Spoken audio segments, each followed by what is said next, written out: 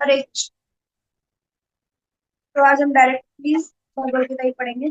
हम श्लोक नंबर कल हमने कंप्लीट किया 65। आज हम ले रहे हैं 66। तो हम श्लोक नंबर 54 में चार प्रश्न किए गए थे, उसी प्रश्नों के उत्तर यहाँ हमें आगे के श्लोकों में दिए गए हैं। तो क्वेश्चन नंबर 4 था व्रजेत क्यों, मतलब आंसर इसका क्वेश्चन ये था कि एक स्थित प्रज्ञ व्यक्ति जो है कैसे चलता है, कैसे बोलता है, कैसे बैठता है, और उसका लास्ट में दिया हुआ है कि वो कैसे यात्रा करता है या चलता है। तो इसी के प्रश्न का आंसर यहाँ श्लोक में दिया हुआ है, जिसमें बता रहे हैं इंद्रियों के द्वारा कैसे कार्य करता है। शास्त्रों का पालन करने के बाद पालन करते हुए इंद्रियों को सही कार्यों में नियोजित करता है। इस प्रकार वह सभी प्रकार की आसक्ति और विरक्ति से भगवान की कृपा को प्राप्त करता है। ऐसा श्लोक नंबर 64 और 65 में हमने पढ़ा। अब दिया हुआ है 66 नंबर श्लोक।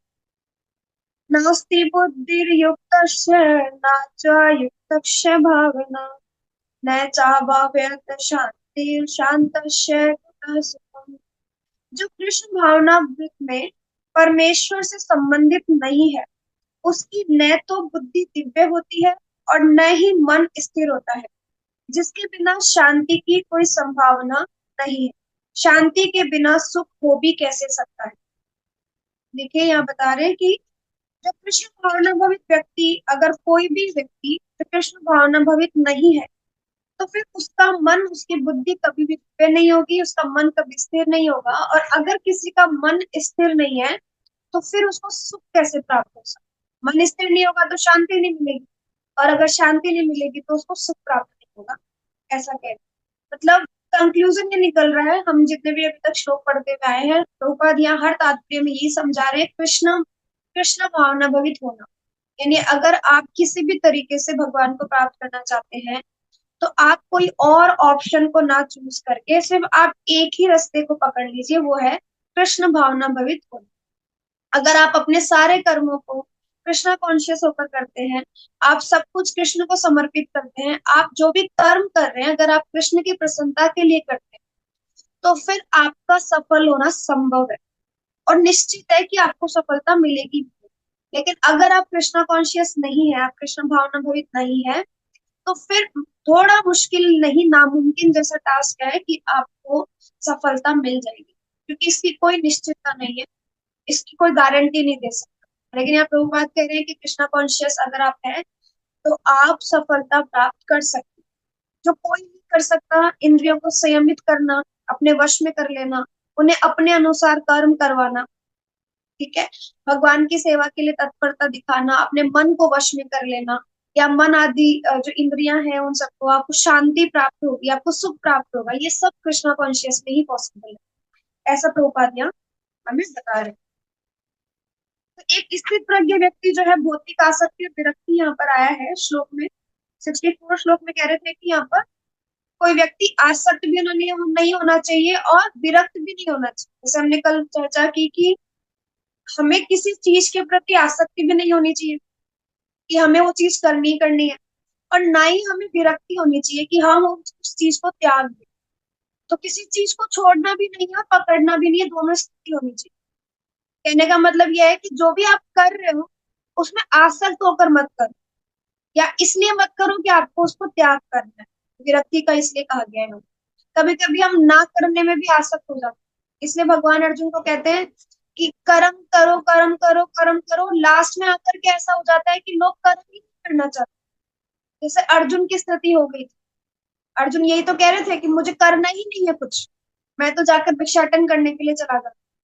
तो आकर्म करने में भी जो यहाँ बताया गया वर्ड, या कर्म ना करने में भी आसक्ति नहीं होनी चाहिए। अकर्म तो मतलब भगवान की खुशी के लिए जो भी आप कर रहे हो, लेकिन ना कर्म करने में भी आपकी आसक्ति नहीं होनी चाहिए कि आप किसी भी चीज को त्याग दो। तो ये बता रहे हैं। अब कृष्ण भावनामय व्यक्ति, सवाल उठता है कि कृष्ण भावनामय व्यक्ति जो है वो कृष्ण की इच्छा होने पर ही कर्म करता है, और कृष्ण की इच्छा ना होने पर वो कर्म नहीं करता। जैसे अर्जुन को कहा गया कि आप तुम युद्ध कर, कृष्ण की इच्छा है लेकिन अर्जुन की इच्छा नहीं थी, तो भी अर्जुन वो कर्म नहीं करना चाह रहे थे, जबकि होना क्या चाहिए था, अपनी इच्छाओं को त्याग करके कृष्ण की इच्छा के लिए ही कर्म करना, यही अर्जुन के लिए प्राथमिकता होनी चाहिए थी, लेकिन वो इसको नहीं कर रहे। और दूसरा कि कभी कभी जब भगवान इशारा करते हैं कि ये कर्म तुम्हें नहीं करना है, तो फिर चाहे संसार हमें बुरा कहे या संसार की दृष्टि में वो कर्म उचित हो, लेकिन फिर भी हमें नहीं करना चाहिए अगर भगवान की इच्छा उसमें शामिल नहीं है तो। जैसे एग्जाम्पल हम देखें, अर्जुन द्वारा युद्ध करना, ये कृष्ण की इच्छा है लेकिन अर्जुन की इच्छा नहीं थी। जैसे ब्राह्मण पत्नियों के बारे में हम बात करें कि जब ब्राह्मण हवन कर रहे थे, हम सबने सुना है ब्राह्मण पत्नियों के बारे में, हमारे ब्रज में इसका मंदिर भी है, ऊपर जाएंगे आप, भातरोंद बिहारी के नाम से, बहुत सुंदर मंदिर है, थोड़ा ऊंचाई पर है। ब्रज के हम लोगों ने दर्शन किए थे पूरे, तो उसमें मतलब हमें देखने को मिला कि भातरोंद बिहारी के नाम से, जहाँ भात खिलाया गया ब्राह्मण पत्नियों द्वारा श्री कृष्ण और बलराम आदि गोप गोपी जो साथ में गोप ग्वाल बाल के साथ में। तो वहां पर ये लीला आती है कि ब्राह्मण पत्नियों के पास जब जो बाल बाल हैं जाकर के जब भिक्षाटन के लिए जाते हैं, जब कृष्ण कहते हैं कि जाओ, यहाँ के पास में ब्राह्मण बहुत सारे ब्राह्मण परिवार रहते हैं, तो जाओ तुम भिक्षाटन करके लेकर आओ। तो वो जाकर देखते हैं कि ब्राह्मण जो है वो बहुत बड़े यज्ञ का अनुष्ठान कर रहे हैं और बहुत सारी तैयारियां चल रही हैं, बहुत बड़े बड़े पकवान बनाए गए, मिष्ठान बनाए गए हैं, और बहुत ही मतलब उल्लास से वो यज्ञ की तैयारियां कर रहे हैं। जाकर उन्होंने कहा कि हम यही पास में कहीं विचरण कर रहे हैं, हमें भूख लगी है, हम थोड़ा सा मतलब भिक्षा चाहते हैं, हमें अगर कुछ मिल जाए खाने को तो अच्छा होगा। तो ब्राह्मण उन्हें भगा देते हैं और उनको कुछ भी नहीं देते।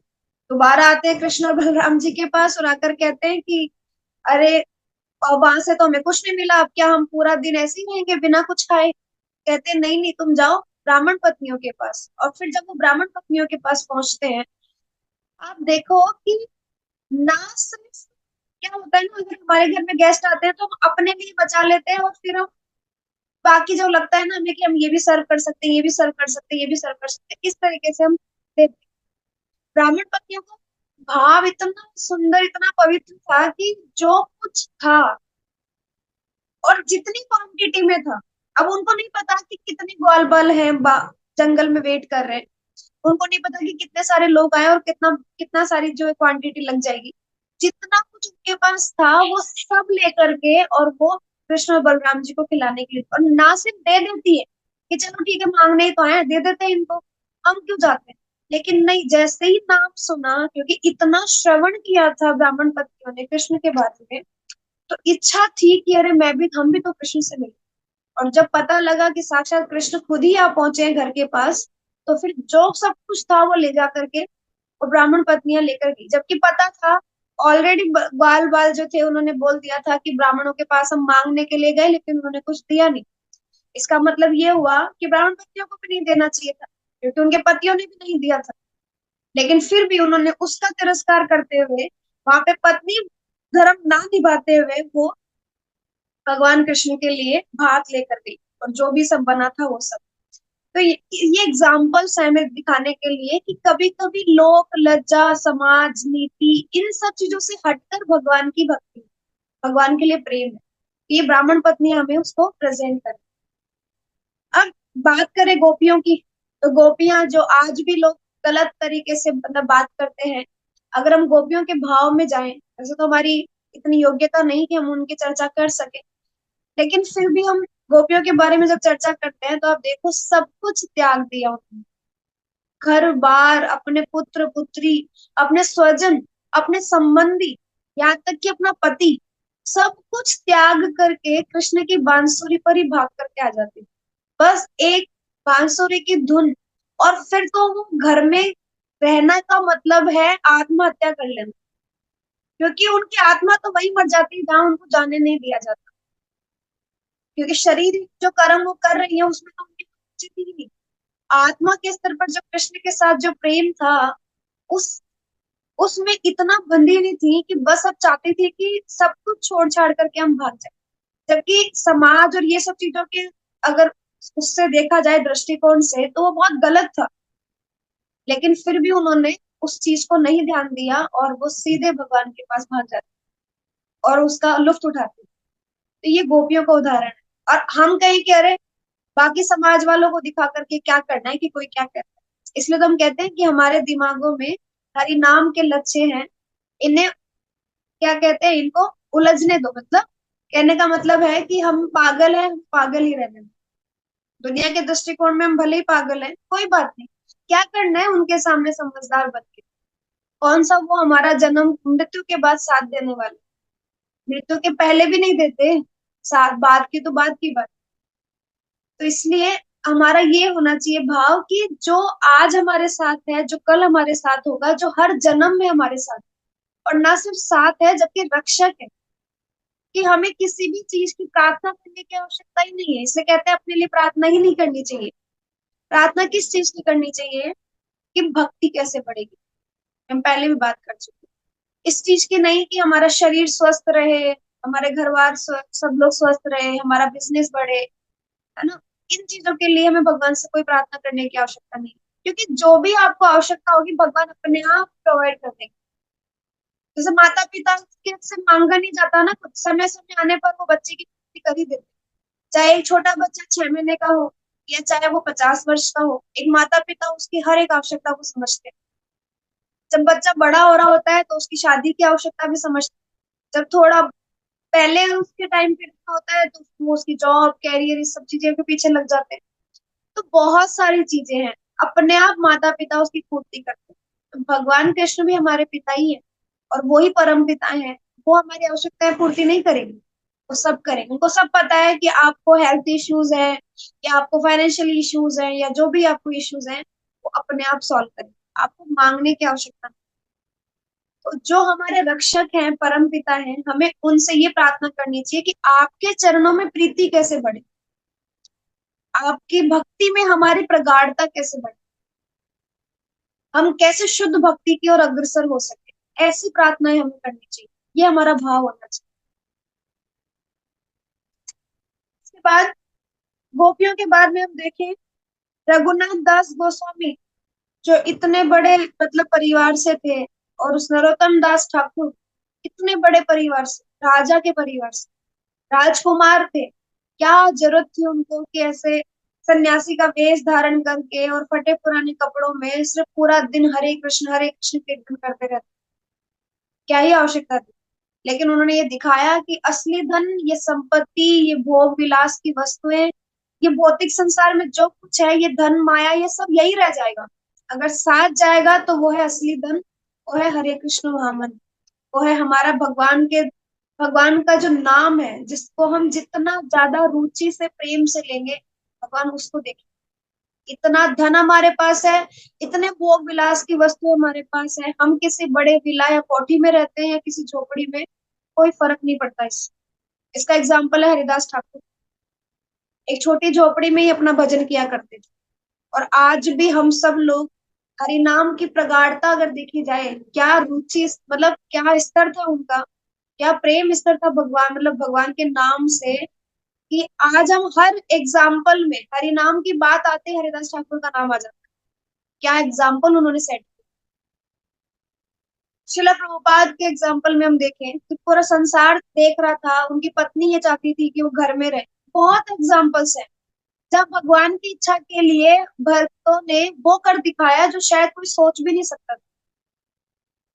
प्रभुपाद का एग्जाम्पल देखिए, 2 बार हार्ट अटैक आया जलदूत में, जिस जहाज से वो यात्रा कर, डॉक्टर्स नहीं है, कोई फैसिलिटी नहीं है, कोई कुछ नहीं, सिर्फ एक ही प्रार्थना कि अगर आप मुझे निमित्त बनाकर यहाँ तक लाए हो, तो फिर आप ही जानो आगे का रास्ता क्या होगा, आप ही दिखाओ क्या रास्ता होगा आगे। और जब अमेरिका पहुंचे तो देखकर पता लगा कि जो रास्ता मैं अभी तक तय करके आया था, ये तो कुछ नहीं है, इससे आगे कठिन रास्ता तो मेरे लिए अब तैयार है सामने। और जब वहां के लोगों को देखा तो समझ रियलाइज हुआ कि भगवान, क्या ही संसार में आपने मुझे भेज दिया है। यहाँ के लोग कैसे समझेंगे भगवान के बारे में। लेकिन बस भगवान पर विश्वास, हम लोग ना बहुत जल्दी विचलित हो जाते हैं चीजों से। लेकिन प्रभुपाद का एग्जाम्पल देखें, कैसा उनका विश्वास था। और फिर उन्होंने ये देखा कि बस कृष्ण यहाँ तक लेकर आए ना, तो आगे पार भी वही लगाई, मैं तो कुछ कर ही नहीं रहा। तो इसलिए बस प्रयास होना चाहिए। जब भी उनसे पूछा जाता था कि आपने इतना कुछ कैसे कर दिया, 10,000 शिष्य बनाए, 108 मंदिरों की स्थापना की, ये कैसे पॉसिबल है, कहते हैं मैं तो सिर्फ संदेश वाहक हूँ, मैं तो सिर्फ भगवान का संदेश दे रहा हूँ, बाकी सब कुछ तो कृष्ण ने ही किया है, मैं तो सिर्फ संदेश दे रहा हूँ बस। ऐसी स्थिति में तो अब देखो श्रील प्रभुपाद भी चाहते हैं कि समाज लोक लाज के डर से अपनी पत्नी को त्यागते नहीं, और वो ही करते जो समाज चाहता है या समाज की नजरों में उचित होता, लेकिन उन्होंने वो किया जो कृष्ण को प्रसन्न कर सके। और आज हम सब एग्जाम्पल देते हैं प्रभुपाद का कि क्या उन्होंने 70 साल की उम्र में वो कर दिखाया जो शायद 27 वर्ष का आदमी भी ना सोचे कि वो कर पाए। ना? तो बहुत सुंदर एग्जाम्पल्स यहाँ पर दिए हैं। आगे तात्पर्य में लेते हैं।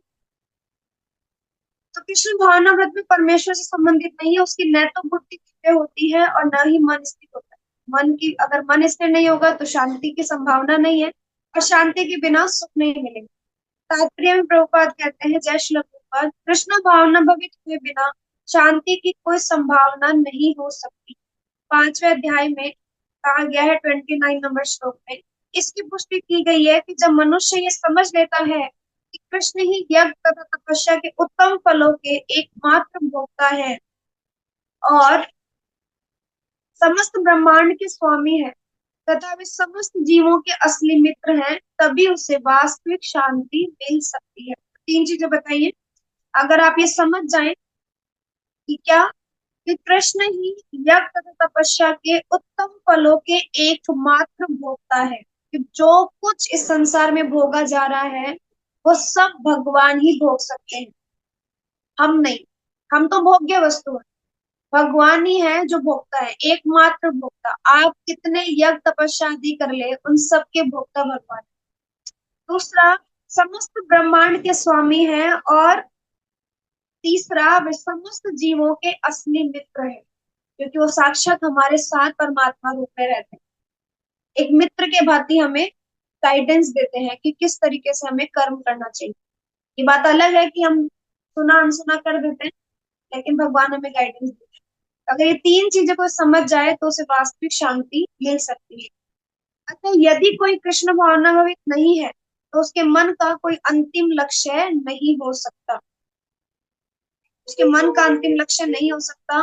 मन की चंचलता का एकमात्र कारण अंतिम लक्ष्य का अभाव है।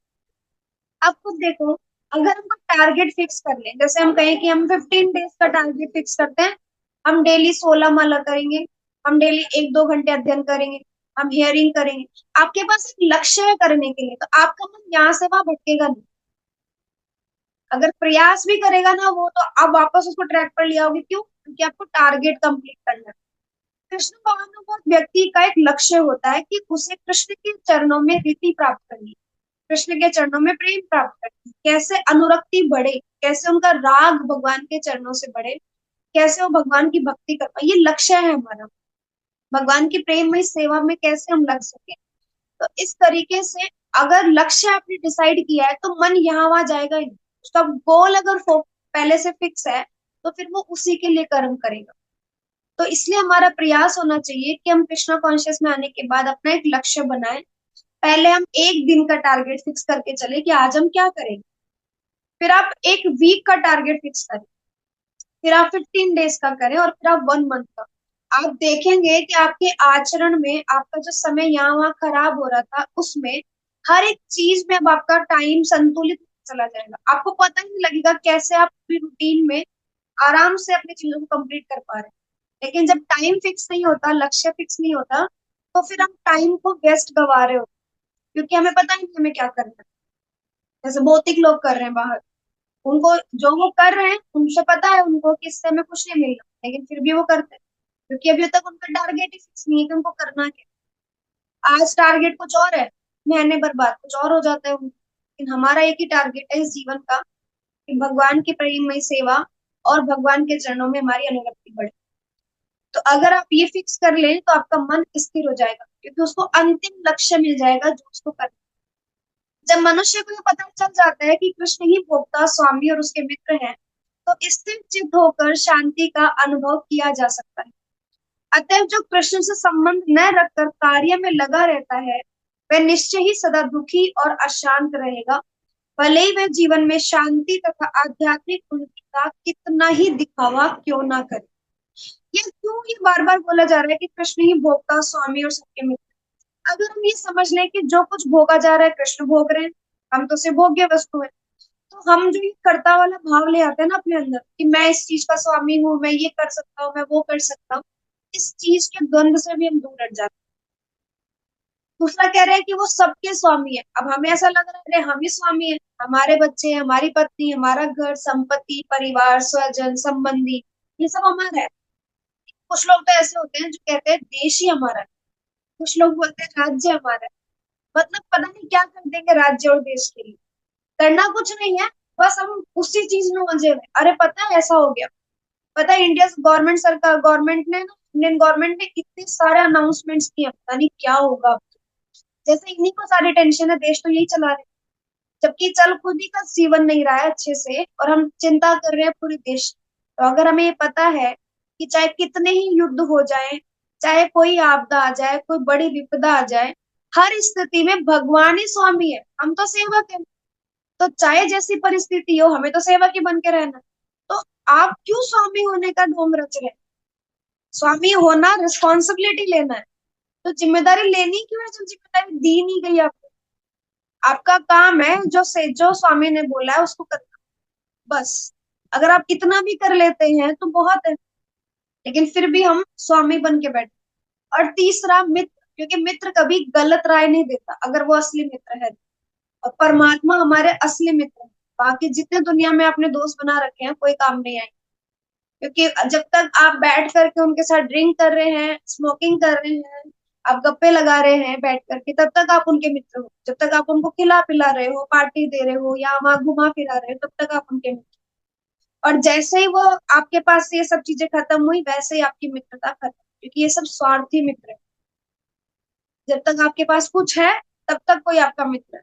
आपके पास कुछ नहीं, आप बिल्कुल खाली है, तब आपका कोई मित्र हो तो आप समझना कि हाँ ये असली मित्र। और वो हमारे कृष्ण है। कैसे? क्योंकि हम, आप खुद देखो, चाहे गरीब व्यक्ति हो, चाहे धनवान हो, चाहे बहुत बड़ी कंपनी का मालिक हो या कोई छोटा सा एम्प्लॉय हो, या कोई रोड पर रहने वाला व्यक्ति हो या कोई बड़े बंगला में रहने वाला व्यक्ति हो, सबके अंदर परमात्मा का वास है। भगवान ने तो कहीं भेदभाव नहीं किया कि इसके अंदर रहूंगा इसके अंदर नहीं। तो वो ही सच्चे मित्र है। लेकिन हम दोस्ती भी करते हैं तो देख कर करते हैं, अरे स्टैंडर्ड की दोस्ती होनी चाहिए, ठीक है, वो नहीं होना, वो तो सब मतलब की बात है। तो अगर हम ये तीन स्थितियों को समझ जाएं तो हम टेंशन नहीं लेंगे किसी चीज की। जो हो रहा है होने दो। कोई हमारे बारे में अगर कोई चीज बनाकर बैठा है तो उसको बनाने दो, है ना। हमें दुनिया को सही नहीं बताना कि हम सही है, हमें अपने आप को प्रूफ करते करते जिंदगी खत्म हो जाएगी हमारी। और ऐसे ही लोग चले गए, लाखों करोड़ों लोग ऐसे ही चले जाते हैं अपने आप को प्रूफ करते करते कि हम सही है, हम सही है। जबकि लास्ट में वो लोग उसी को गालियां दे रहे थे कि अच्छा चला गया, धरती पर बोझ ही था। और हमने किया क्या? उन्हीं को खुश करने में पूरी जिंदगी निकाली। तो ये हमें नहीं करना। तो अगर आप ये तीन चीज समझ ले तो आपका मन स्थिर होगा, शांति मिलेगी, सुख प्राप्त होगी। कृष्ण भावनामृत क्षण प्रकट होने वाली शांतिमय अवस्था है जिसकी प्राप्ति कृष्ण के संबंध से ही हो सकती है। अभी तक भले हमें कृष्ण की प्राप्ति नहीं हुई है, लेकिन जो रास्ता हमने चुना है, इसी से ही शांति शुरू हो जाती है। आपने देखा होगा कि जिस दिन से हमने हरि नाम लेना शुरू किया, जिस दिन से हमने ये रास्ता अपनाया, तब से ही हमें शांति मिलना स्टार्ट हो गई थी। लेकिन दूसरी तरफ जब हम कोई टारगेट फिक्स करते हैं और जब हमारा रिजल्ट आता है, तो हमें कोई खुशी प्राप्त होती है। जो तब तक आप संघर्ष कर रहे हो, किसी चीज को पाने के लिए आप प्रयास कर रहे हो, तब तक तो शांति नहीं मिलेगी, राइट। लेकिन जैसे ही आप, अपोजिट होता है, भौतिक में क्या होता है, जब तक वो चीज मिल नहीं जाएगी ना तब तक सुख नहीं मिलेगा। और उतने टाइम में जब आपने प्रयास किया, स्ट्रगल किया, तो आप प्रयास और स्ट्रगल में फंसे रहोगे। सुख तो मिला ही नहीं आपको, शांति मिली नहीं। मन हमेशा उद्विग्न ही रहेगा कि अरे मिलेगा या नहीं मिलेगा, मैं पास होऊंगा या नहीं होऊंगा, मुझे ये जॉब मिलेगी या नहीं मिलेगी, ये धन मेरे पास आएगा या नहीं आएगा। तो ऐसी स्थिति में हम रहे, तो सुख मिला ही नहीं। अब वो मिल जाएगा तो सुख मिलेगा, ठीक है। लेकिन आध्यात्मिक मार्ग में क्या है कि जैसे ही आपने शुरू किया, तो तब से ही आपको शांति मिलना स्टार्ट हो जाता है। अब कृष्ण मिलेंगे नहीं मिलेंगे बात की बात, वो तो आपके स्तर पर डिपेंड करता है। लेकिन जैसे ही आप आध्यात्मिक मार्ग में आप आगे बढ़े, आपने शुरू किया पहले दिन से, 2 माला, 4 माला, 6 माला, तब से ही आपको शांति मिलना स्टार्ट हो। वैसी है, ये शांतिमय अवस्था ही है, पहले से लेकर एंड तक कभी दुख नहीं मिलेगा। ये बहुत सुंदर उन्होंने बताया। इंद्रियाणां चलता मनो अनुविद्यते तदस्य हरति प्रज्ञां वायुर्नावम नावमिभाम्भसि भाम्भसी। जिस प्रकार पानी में तैरती नाव को प्रचंड वायु दूर बहा ले जाती है, उसी प्रकार विचरणशील इंद्रियों में से कोई एक जिस पर मन निरंतर लगा रहता है, मनुष्य की बुद्धि को हर लेती है। कहते हैं कि कोई भी नाव, अगर पानी में कोई तैरती नाव है, अगर हवा आए बहुत तेज तो क्या हो, वो उसको दूर तक बहा कर ले जाएगी। तो वैसे ही हमने बात की कि जब भी आप इंद्रिय विषयों की चर्चा करते हैं, चिंतन करते हैं, तो उसी समय में फिर आपकी बुद्धि भी वहां पर लग जाती है ना, बुद्धि नष्ट जैसी स्थिति में। तो इसलिए हमें प्रयास करना चाहिए कि हम कभी भी अपनी बुद्धि को ऐसी किसी इंद्रियों के पीछे ना जाने दें। थोड़ी थोड़ी हवा भी अगर उसे लगती रहेगी ना, तो वो एक दिन इतनी दूर निकल जाएगी कि वापस आप आध्यात्मिक मार्ग पे आ पाओ, ये इम्पॉसिबल हो जाएगा। इसलिए कभी भी अपनी इंद्रियों को विचरणशील नहीं होने देना चाहिए, थोड़ा कंट्रोल करके चलना चाहिए। ऐसा नहीं कि कोई आया और बहा कर ले गया। कोई आया मतलब कि किसी भी संघ में आप बैठे, मान लीजिए 15 दिन तक आपने बहुत दृढ़ साधना की, अच्छे से पूरे नियमों का पालन किया, 15 दिन के बाद आप किसी दोस्त के पास बैठे जो भौतिक है, एक आधे घंटे में आपके 15 दिन की साधना चौपट कर देगा। क्योंकि वो आपको सारी बातें जो कर रहा होगा वो इंद्रियों से रिलेटेड ही कर रहा होगा, क्योंकि वो भक्त नहीं है। और आपकी जो भी चीजें उसके दिमाग आपने उसने आपके दिमाग में जो भी चीजें डाली, अगर आप धीरे धीरे करते करते उसका चिंतन करते करते घर पहुंचे, तो आपके दिमाग में एक ही चीज चलेगी, अरे सही तो कह रहा था, मैं फालतू ही जॉब छोड़ करके घर पे बैठा हूँ, क्या रखा है भक्ति में। जॉब भी करते रहते साथ में भक्ति भी कर लेंगे, क्या फर्क पड़ेगा।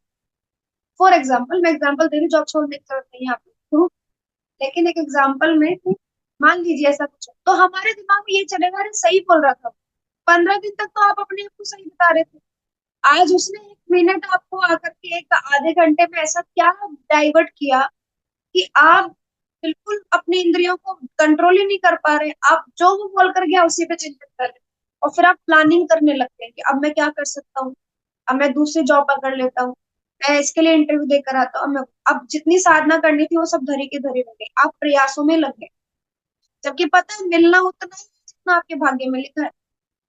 लेकिन फिर भी तो कर्म करना, कहा गया है कि कर्म करो, कहते हैं ना कर्म ही पूजा है, भौतिक लोग तो यही कहते हैं, वर्क इज वर्शिप। कर्म तो करो, मना नहीं किया किसी ने, लेकिन कर्म कौन सा कर्म, भक्ति में कर्म करने के लिए प्रेरित किया गया है यहाँ, कि आप कर्म करो वो भी भक्ति में, और फिर आप कृष्णा को सरेंडर करो, जो सब कुछ करना है कृष्ण अपने आप करें, आपको कुछ करने की आवश्यकता नहीं। ठीक है, ये इन्होंने बहुत सुंदर। तात्पर्य में प्रभुपाद कहते हैं, यदि समस्त इंद्रियां भगवान की सेवा में न लगी रहे, और यदि इनमें से एक भी अपनी तृप्ति में लगी रहती है, तो वह भक्त को दिव्य प्रगति पथ से विपथ कर सकती है। यदि समस्त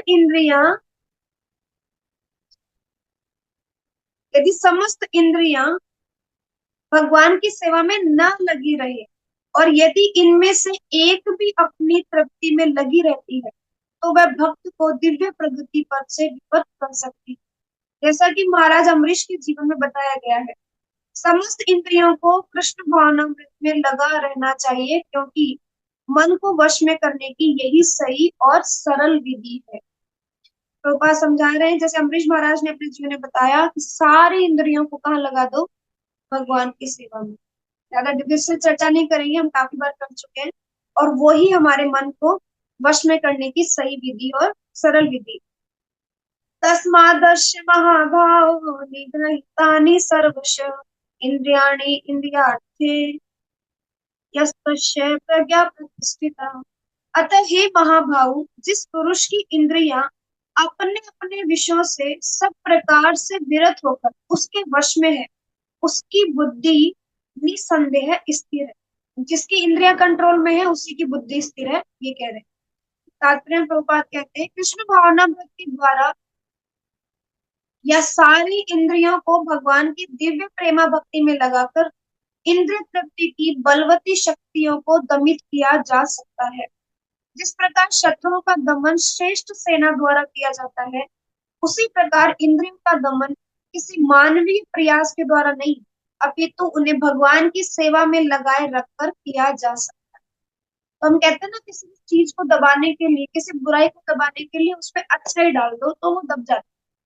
किसी को कट करने के लिए, जैसे कहते हैं जहर को जहर मारता है, हम सुनते हैं ऐसा, ऐसा नहीं है लेकिन अगर फॉर एग्जाम्पल यहाँ कह रहे हैं कि अगर आप इंद्रियों को किसी भी तरीके से नियंत्रित करना चाहते हैं तो आप क्या करो, आप ऐसी कोई श्रेष्ठ वस्तु इंद्रियों को दे दो कि उसके नीचे वो देखना ही नहीं चाहे। तो श्रेष्ठ वस्तु क्या है जो आप दे सकते हो इंद्रियों को? वो है भगवान की सेवा में लगा दो। बस भगवान की सेवा में लगा दो, उसके बाद वो नीचे आना ही नहीं चाहिए, क्योंकि आपने उनको श्रेष्ठतम रस दे दिया और वो उससे नीचे नहीं आना चाहिए। जो व्यक्ति हृदय गम कर लेता है कि कृष्ण भावनामृत के द्वारा बुद्धि स्थिर होती है और इस कला का अभ्यास प्रामाणिक गुरु के पद प्रदर्शन में करता है, वह साधक तथा मोक्ष का अधिकारी कहलाता है। और अब ये इंद्रियों का जो संयम हम बात कर रहे हैं, ये भी तभी करना चाहिए जब आप किसी प्रामाणिक गुरु के पद प्रदर्शन में चल रहे हो, अपने हिसाब से नहीं। अपने हिसाब से तो फिर हम वही करेंगे जो हमने अनुभव किया है या फिर जो लोगों ने हमसे कहा है। इसलिए हमें प्रामाणिक गुरु की शरण लेनी चाहिए और जैसा वो कहते हैं हमें वैसे ही करना चाहिए। तो फिर आप साधक और मोक्ष के अधिकारी कहलाए। भक्त नहीं बोला है यहाँ पर। यानी इंद्रियों को संयम करना, भगवान की सेवा में लगाना, ये साधक तक की स्थिति है, जो भी आपको किसी प्रामाणिक गुरु की आवश्यकता से ही पॉसिबल हो सकता है, ये बता रहे हैं यहाँ पर। अब देखो कि एक कृष्ण भावनामय व्यक्ति, काफी बार हम सुनते हैं कि कृष्ण भावनामय व्यक्ति जो है वो शक्ति के बल पर, ऐसी कौन सी शक्ति कार्य करती है जो उसकी चेतना इतनी उन्नत हो जाती है एक भक्त की? तो यहाँ पर कौन सी चेतना काम करती है कि ऐसी उन्नत चेतना जो परमेश्वर की अहेतु का परिणाम, क्योंकि अहेतु की कृपा अगर उस पर होती है तो ही उसकी चेतना जो है वो स्थिर रहती है और शुद्ध हो जाती है। उसकी चेतना तभी उन्नत हो पाएगी जब उस पर कृष्ण अपनी अहेतु की कृपा करें। और अगर भगवान नहीं करते हैं तो कौन करेगा? भक्त करते हैं। तो भक्त के ही अहेतु की कृपा से ही कृष्णा कॉन्शियस में उसकी चेतना जो है वो उन्नत हो सकती है, अपने प्रयासों से नहीं कर पाएंगे हम। इसलिए बोला गया है यहाँ पर कि ऐसा काफी बार हमें क्वेश्चन उठता है कि ये कैसे पॉसिबल है कि एक कृष्ण भावना बहुत व्यक्ति इतना चेतना में कि विषय आसक्ति, विषय भोग, इन सब में रुचि नहीं रहती। वो इसलिए हो जाता है क्योंकि उसके ऊपर या तो शुद्ध भक्तों का हाथ है या भगवान अपनी अहेतु की कृपा उस पर कर रहे हैं, तभी, अपने प्रयासों से नहीं। क्योंकि प्रामाणिक गुरु भी इतने सारे भक्तों को कहीं ना कहीं ट्रेन कर रहे हैं, दीक्षाएं दे रहे हैं, शिक्षा दे रहे हैं, लेकिन कितने भक्त उन्नत हो पा रहे हैं? कौन अपने गुरु के आदेशों को एज इट इज फॉलो कर रहा है और उनकी कृपा प्राप्त कर रहा है? कुछ चंद लोग, गिनती के लोग। तो वो कैसे पॉसिबल है? क्योंकि वो जिस भाव से, जिस एकनिष्ठ भाव से सेवा कर रहे हैं, उस एकनिष्ठ भाव से उन्होंने गुरु को प्रसन्न कर दिया है। उनकी प्रसन्नता जहां हुई वहां भगवान प्रसन्न हो गए और फिर उस पर अहेतु की कृपा होती, तब वो अपनी चेतना में इतना उन्नत हो पाता है कि फिर उसको कोई और अड़िग नहीं कर सकता, यहाँ वहां हिला नहीं सकता, उसको विचलित नहीं कर सकता कोई भी स्थिति। तो ये इसलिए बोला जा रहा है जब किसी को भगवान की अहेतु की कृपा प्राप्त होगी तो उसका परिणाम क्या होगा? सोचो। इसके तीन परिणाम निकल, क्या? सबसे पहले उसकी इंद्रियां जो है वो चेतना पूर्ण तरीके से तृप्त हो जाएंगी जैसे ही उसको भगवान की अहेतु की कृपा प्राप्त होगी। उसका परिणाम क्या होगा?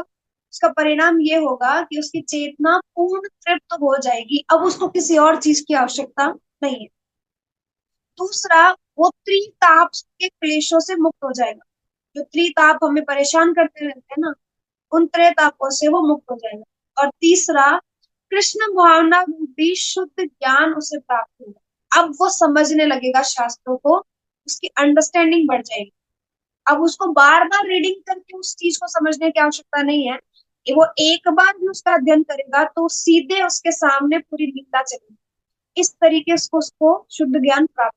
तो ये तीन परिणाम होते हैं कि कैसे कृष्णा कॉन्शियस भगवान की अहेतु की कृपा जब होती है किसी व्यक्ति पर, तो वो कैसा, हम कैसे समझे कि इसको अहेतु की कृपा प्राप्त है, तो वो ऐसा होगा। ठीक है। फिर दिया गया है कि कृष्ण भावनामृत में जब तक नियोजित नहीं होते तब तक सुख में शांति प्राप्त करना संभव नहीं है। ये श्लोक 5.29 में भी दिया हुआ है कि जब तक मनुष्य ये ना समझ लेता, क्या था कि जब तक ये ना समझ ले कि भगवान ही परम भोक्ता है, भगवान ही हमारे स्वामी है और भगवान ही हमारे मित्र है, तब तक वो अपने मन को, अपनी बुद्धि को स्थिर नहीं कर सकता। ये पहले से ऑलरेडी हम बात कर चुके हैं। मैं आपको सिर्फ सारांश दे रही हूँ कि हम अभी तक जो चर्चा करते हुए आए हैं 68 तक, उसमें क्या समझाने का प्रयास प्रभुपाद यहाँ कर रहे हैं। 67 नंबर जो श्लोक हमने चर्चा की, तो 67 में कह रहे हैं जिस प्रकार पानी में तैरती नाव को प्रचंड वायु दूर बहा ले जाती है, उसी प्रकार विचरणशील इंद्रियों में से कोई एक जिस पर मन निरंतर लगा रहता है मनुष्य की बुद्धि को हर लेता है। तो देखो, कृष्ण भावना के अतिरिक्त मन का कोई और लक्ष्य नहीं हो सकता, ये हम सब जानते हैं। यदि हमारा मन कुछ और लक्ष्य बनाता है तो निश्चित रूप से मन अस्थिर रहेगा, और अगर कृष्ण भावना में ही मन रहेगा तो फिर वो स्थिर और शांत रहेगा। अगर हम कृष्णा कॉन्शियस छोड़ करके किसी और कार्य को करने के लिए भागेंगे, भौतिक कार्य, तो फिर हमारा मन अस्थिर रहेगा हमेशा, और वो भटकता ही रहेगा। लेकिन अगर हम कृष्णा कॉन्शियस उसमें लगे रहेंगे तो फिर मन स्थिर होगा।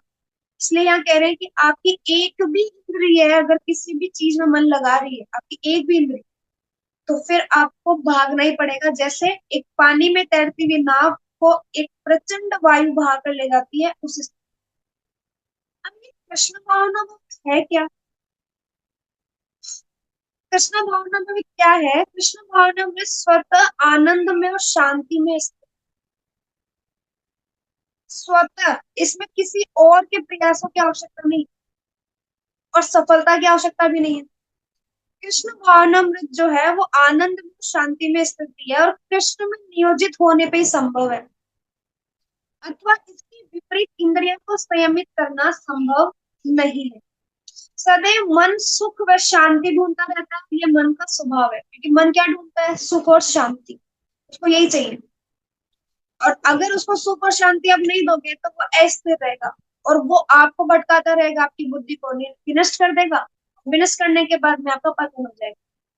तो इसलिए प्रयास ये करना चाहिए कि मन को सुख और शांति दे दो। मन की सुख और शांति किसमें है? जब वो कृष्णा कॉन्शियस, कृष्ण भावनामृत में लगा रहे। इंद्रियों का स्वभाव क्या है? विषयों की तरफ जाना। इंद्रियों का तो काम ही यही है, वो जानबूझ करके विषयों के पीछे पीछे भाग, तो नहीं भागेंगे तो करेंगे क्या? तो अगर आप विषय के पीछे पीछे भगाते हैं उनको, तो डाइवर्ट करना है कि भगवान की सेवा में भगाओ।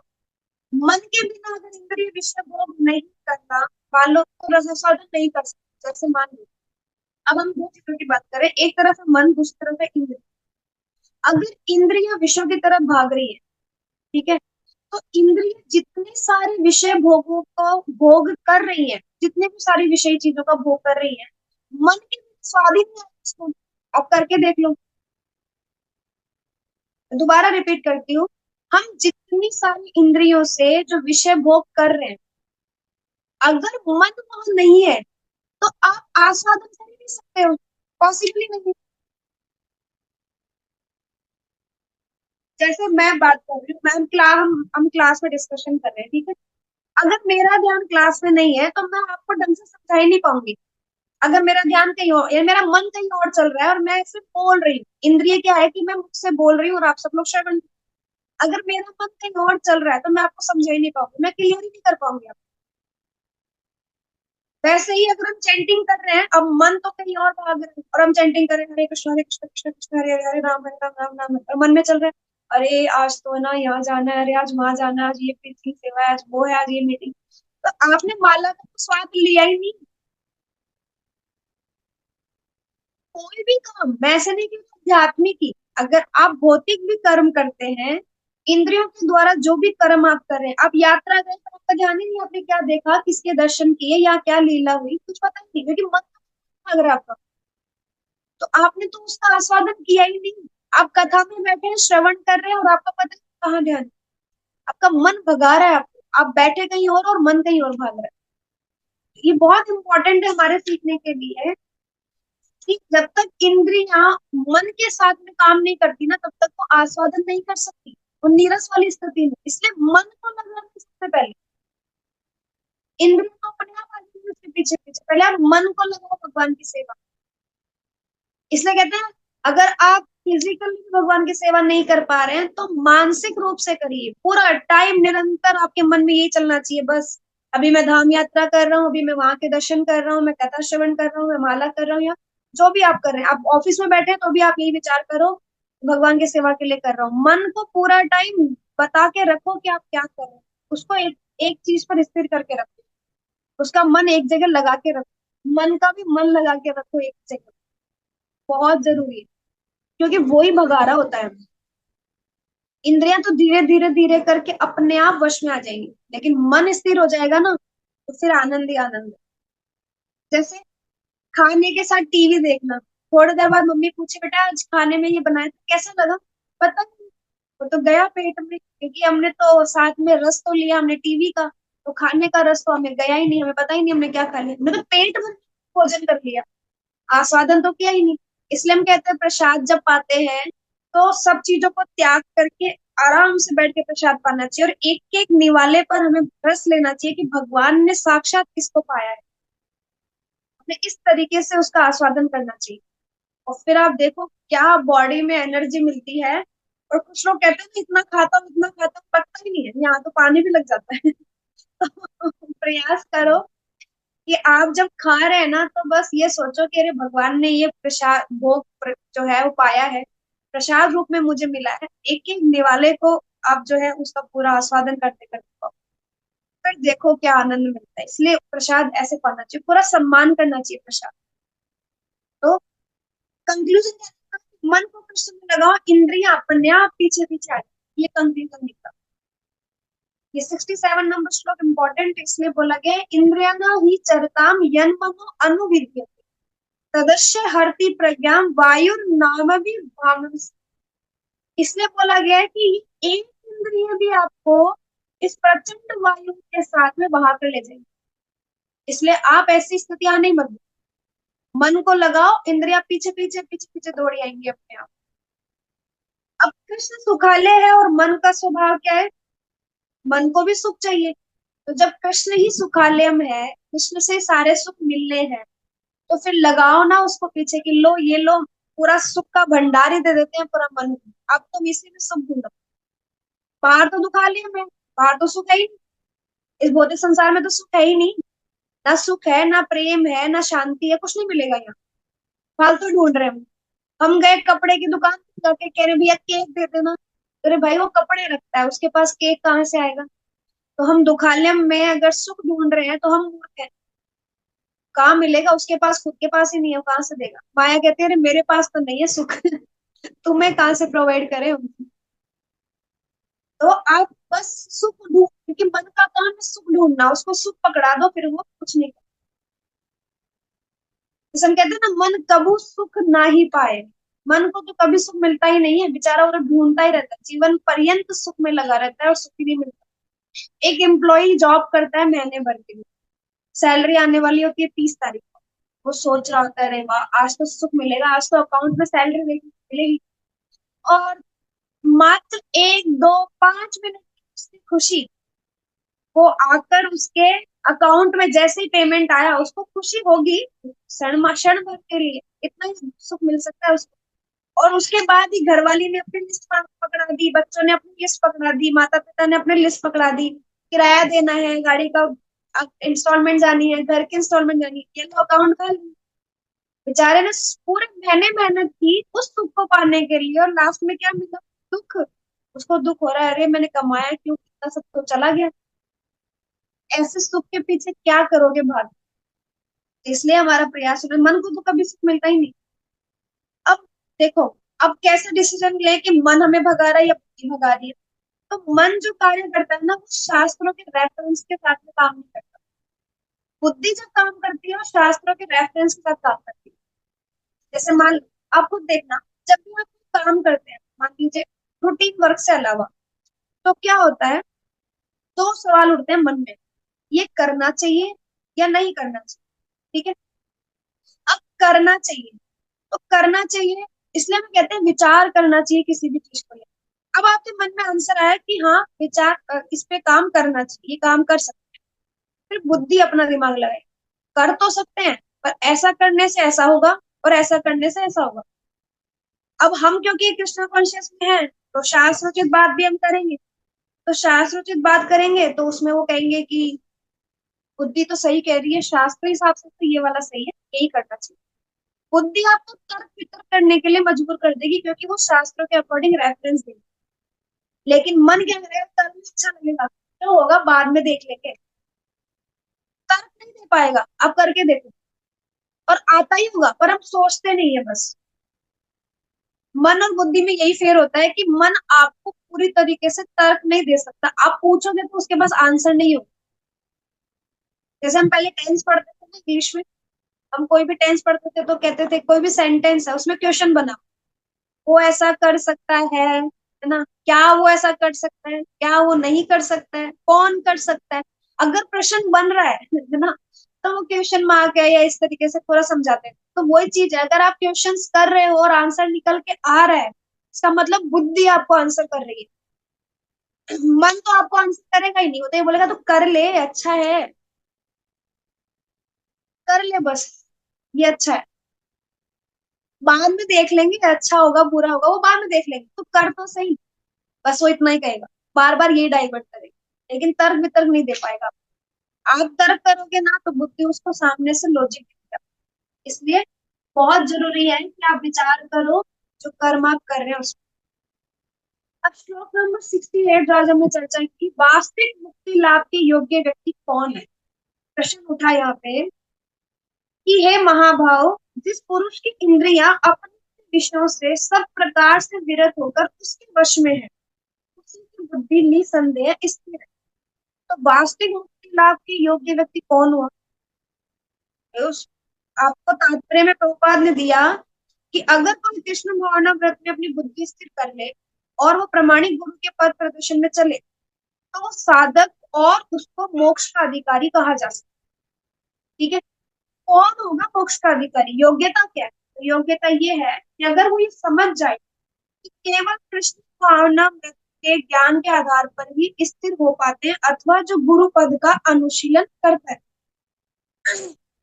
जैसे जिस प्रकार शत्रु का दमन करने के लिए श्रेष्ठ सेना दी जाती है, बड़ी से बड़ी सेना तैयार की जाती है सामने वाली पार्टी को दबाने। जब भी कोई युद्ध होता है, तो सामने वाली विपक्षी के पास जितनी सेना है, उससे डबल ट्रिपल सेना हमारे पास हम तैयार करते हैं, श्रेष्ठ एकदम तैयारियां बिल्कुल जोरों शोरों से। वैसे ही इंद्रियों का दमन भी हमें श्रेष्ठता से ही करना पड़ेगा। और क्या है वो श्रेष्ठता, भगवान की सेवा में लगा कर।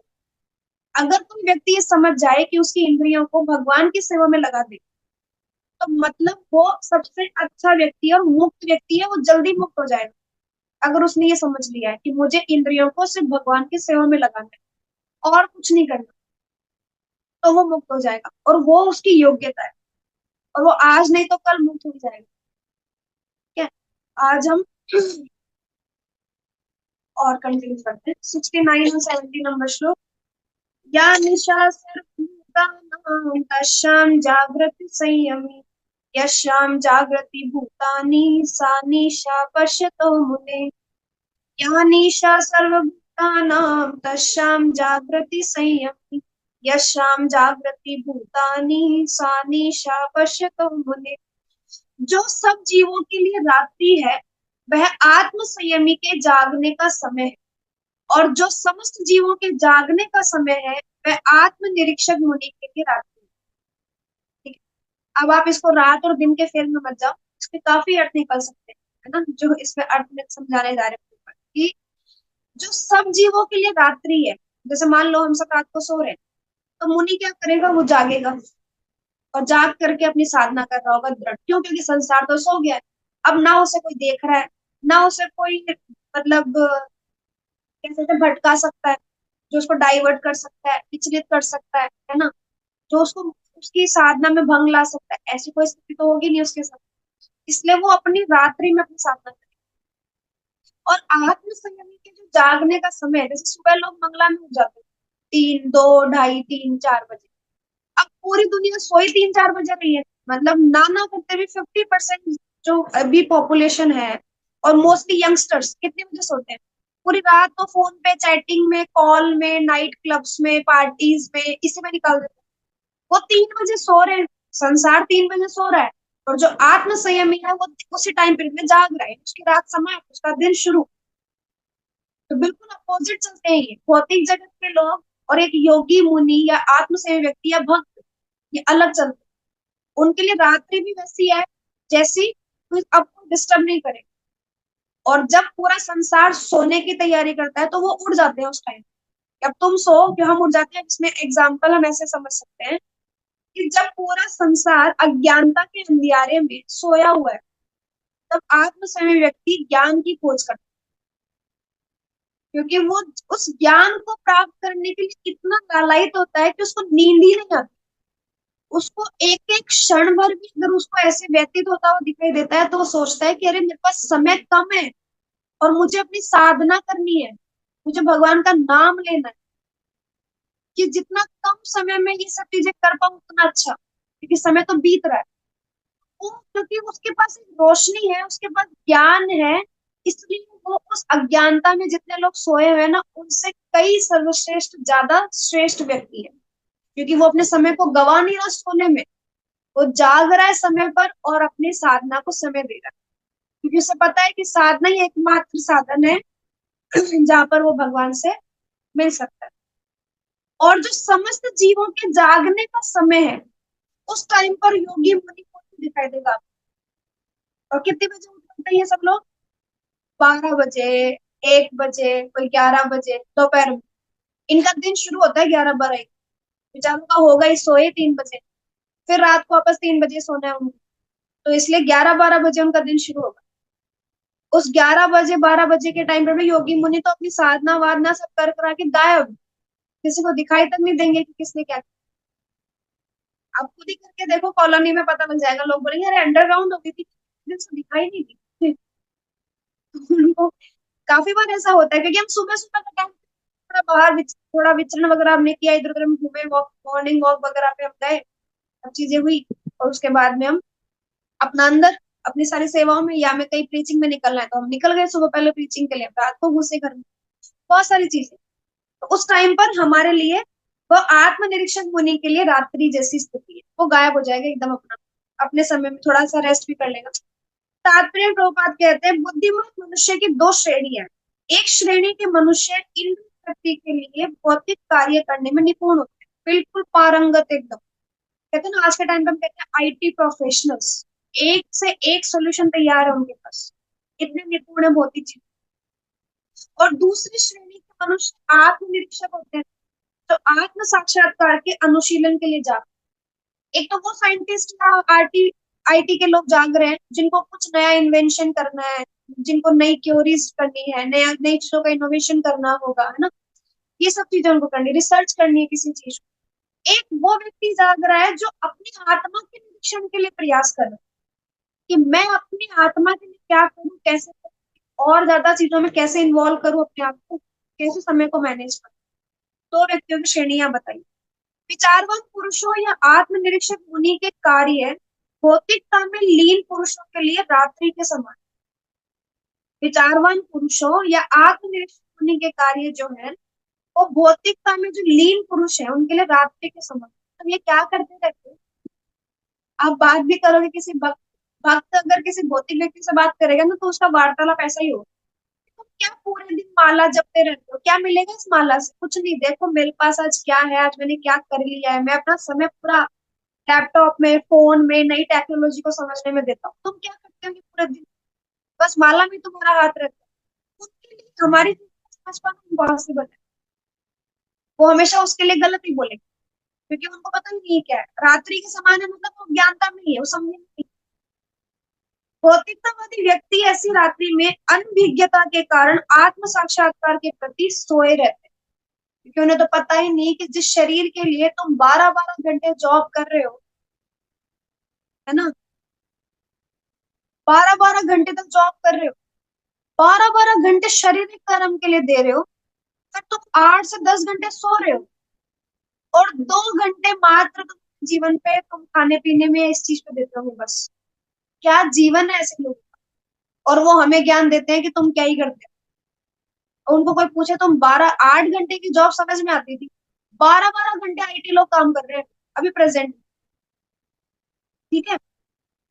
और कह रहे हैं आत्मनिरीक्षक मुनि भौतिकतावादी पुरुषों की रात्रि में जागे रहते हैं, क्योंकि जिस टाइम पर भौतिकतावादी लोग क्या कर रहे होते हैं, पार्टीज कर रहे होते हैं, एंटरटेन कर रहे होते हैं, उस टाइम पर हम अपनी चीजों को, हम अपनी आत्मा को पोषण दे रहे हैं। ठीक है, उनके लिए तो वो रात्रि है ना, 3 बजे वो सो रहे हैं, हम तो जाग रहे हैं। मुनि को आध्यात्मिक अनुशीलन की क्रमिक उन्नति में दिव्य आनंद का अनुभव होता है, किंतु भौतिकतावादी कार्य में लगा व्यक्ति आत्म साक्षात्कार के प्रति सोया रहकर अनेक प्रकार के इंद्रिय सुखों का स्वप्न देखता है, और उसी सुप्त अवस्था में कभी सुख तो कभी दुख का अनुभव करता है। आत्मनिरीक्षक मनुष्य भौतिक सुख तथा दुख के प्रति अन्य मनस्क रहता है। वह भौतिक घातों से अविचलित रहकर आत्म साक्षात्कार के कार्यों में लगा रहता है। श्लोक नंबर 70 लेते हैं, दोनों को साथ में समझेंगे। तो देखो यहाँ पर दो श्रेणी बताई है और दोनों को डिस्क्राइब कर रहे हैं। 70 नंबर श्लोक को हम कंप्लीट करते हैं, फिर आगे समझेंगे।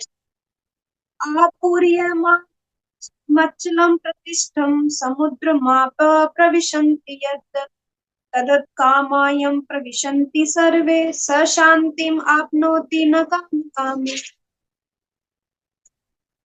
जो पुरुष समुद्र में निरंतर प्रवेश करती रहने वाली नदियों के समान इच्छाओं के निरंतर प्रवाह से विचलित नहीं होता, और जो सदैव स्थिर रहता है, वही शांति प्राप्त कर सकता है। वह नहीं जो ऐसी इच्छाओं को तुष्ट करने की चेष्टा करता हो। भौतिकतावादियों के लिए दिया है एग्जाम्पल में, तात्पर्य हम लोग बात समझाते हैं। यद्यपि विशाल सागर में सदैव जल रहता है, किंतु वर्षा ऋतु में विशेषतया यह अधिकाधिक जल से भरता जाता है, तो भी सागर उतने पर ही स्थिर रहता है। न तो वह विशुद्ध होता है और न तट की सीमा का उल्लंघन करता है। यही स्थिति कृष्ण भावना भवित व्यक्ति की है।